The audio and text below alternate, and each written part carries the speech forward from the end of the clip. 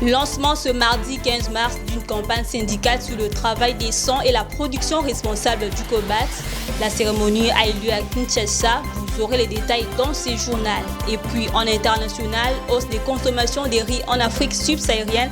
Les taux d'exportation en 2022 est estimé en 20 millions de tonnes selon le chiffre de l'Observatoire des statistiques internationales sur les riz. Bienvenue à ce journal de l'économie, une campagne syndicale pour le travail décent et la production responsable du cobalt a été lancée le mardi 15 mars à Sultani Hotel. Cette campagne organisée par l'Industrie Hall et ses collaborateurs vise à dire aux autorités de mettre tout en œuvre pour améliorer les conditions de travail dans ces secteurs, mais aussi aux entreprises d'appliquer la loi en la matière. Suivez. Est actuellement au centre des attentions au niveau de la planète. Avec la transition énergétique en gestation, le pays est le premier producteur du cobalt dans le monde. La question qui doit aussi être posée, qu'en est-il des conditions de travailleurs qui œuvrent pour la production de cette matière bleue, pas reluisante du tout? C'est la raison fondamentale du lancement ce mardi 15 mars de cette campagne sur le travail décent et la production responsable du cobalt organisée par Industrie Hall RDC. De cette campagne sur le travail décent et la production responsable du cobalt organisé par Industrie Hall RDC devant les délégations syndicales venues de Lualaba où ces minéraux étaient extraits, mais aussi les syndicats d'ailleurs. C'est Benoît Tando, le président du conseil de Industrie Hall RDC, qui a procédé au lancement officiel. Merci pour la question. Je voulais d'abord dire que la journée d'aujourd'hui, c'était une grande journée. Vous savez, c'est pour une fois que les syndicats doivent s'impliquer totalement en ce qui concerne la production dans la chaîne de cobalt. Nous avons lancé la campagne syndicale sur le travail décent et la production responsable du cobalt. Nous voulons à travers cette campagne que l'État congolais, que les opérateurs économiques, que les travailleurs et les syndicats qui sont partenaires dans le secteur doivent chacun tirer à ce qui lui concerne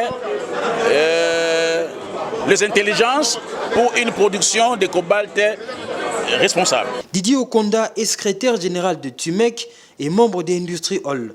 Au cours du lancement, il a exposé sur les différentes stratégies calées pour l'atteinte des objectifs. À l'issue de ce lancement, les attentes sont connues. Les attentes, c'est d'inviter les travailleurs à adhérer au schéma d'abord, à venir nombreux à la sensibilisation et eux-mêmes à pouvoir beaucoup plus sensibiliser, de manière à ce qu'une fois qu'on a acquis les connaissances qu'il faut, qu'on ait la capacité de pouvoir déceler ce qui ne va pas. Et c'est après avoir décelé ce qui ne va pas que nous serons capables de pouvoir élaborer un cahier de charges responsable qui nous permettra d'aller vers telle ou telle structure de manière à pouvoir trouver des solutions durables aux problèmes des travailleurs du cobalt.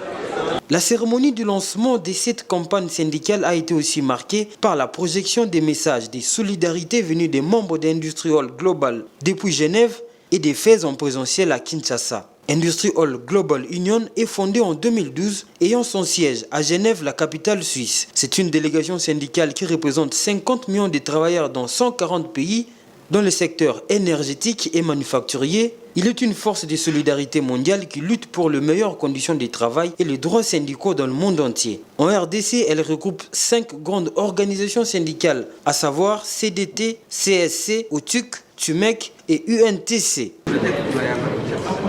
Et puis les opportunités d'investissement français dans les Haut-Katanga, le sujet était au centre des échanges entre le gouverneur Jacques Kaboula et l'ambassadeur de la République française en RDC, Bruno Aubert. Le diplomate français a indiqué qu'il y a possibilité d'investir dans la province dans d'autres secteurs que dans le mine. Suivez le détail dans ces reportages. C'est la toute première visite de Bruno Aubert dans la province du Haut-Katanga en tant qu'ambassadeur extraordinaire et plénipotentiaire de la République française en République démocratique du Congo.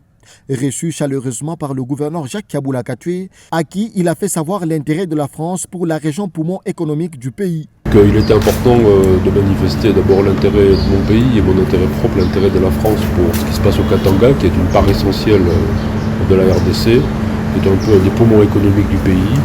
Et il y a beaucoup d'enjeux nationaux qui se jouent aussi ici, donc il était important d'échanger avec le gouverneur.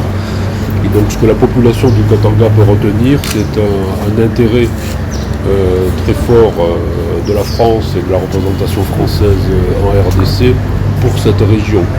Parce que c'est une région, comme je l'ai dit, qui est très peuplée, dotée de richesses naturelles, tout proche de l'Afrique australe, en relation étroite avec son environnement, et où il devrait y avoir de la place aussi pour nos opérateurs économiques, pour les entreprises françaises. Les deux personnalités ont échangé également autour des opportunités qu'offre le Haut-Katanga aux investisseurs économiques français. Nous avons parlé avec monsieur le gouverneur du développement du secteur agroalimentaire, du développement également de l'énergie hydroélectrique. Et ce sont là des secteurs auxquels on pense insuffisamment, qui sont évidents. Lorsqu'on pense Katanga, on pense d'abord aux mines. Alors les mines c'est important, là il y a certainement de la place pour tout le monde aussi. Mais il y a aussi tous ces autres grands secteurs qui peuvent employer beaucoup de monde, sur l'agriculture, le secteur agroalimentaire, l'énergie et certainement d'autres. En poste en RDC depuis octobre 2021, Bruno Aubert s'est dit très honoré par la qualité de l'accueil du chef de l'exécutif provincial du Haut-Katanga. Quittons la province du Haut-Katanga pour la province du Lualaba où la redevance minière porte fruit grâce aux fonds perçus à titre de redevance. Sa Majesté Moani Mwenda Bantou Godefroy Mounongo a doté la police locale de la chefferie de Bayeke des équipements de mobilité après avoir fait construire un bâtiment administratif. Suivez. Chaque chef de chefferie est un moteur de développement de l'entité territoriale décentralisée placée sous sa gestion. La chefferie de Bayeke, qui a la chance d'avoir des opérateurs miniers, a aussi droit à la redevance minière. Et avec cela, l'entité se développe grâce à la construction des infrastructures physiques de base. Après avoir réceptionné les charrois automobiles, fruits de la redevance minière, les commandants de la police locale, qui n'a pas tari de joie à remercier les donateurs, qui est Sa Majesté Moami Mwenda Bantou Kaneranera Masuka Godefroy Mounongo Junior.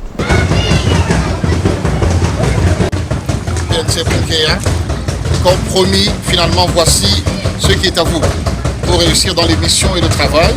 Il y a la police, il y a la famille, il y a aussi sur la sécurité. Voilà. Nous continuons toujours à dire merci à Sa Majesté, qui a d'ailleurs des casquettes. Il est Sa Majesté grand chef de la chefferie Bayeke. Il est aussi sénateur. Il connaît nos difficultés. Il connaît les difficultés de la police. Nous remercions aussi toute sa notabilité, puisque sans cette cohésion-là, lui-même ne pouvait pas prendre une décision. Il dit non, je paye quoi les véhicules à la police. Peut-être c'est à plusieurs réunions que vous avez mis la police dans les budgets. C'est pourquoi nous disons en un mot, grand merci. Page internationale à présent.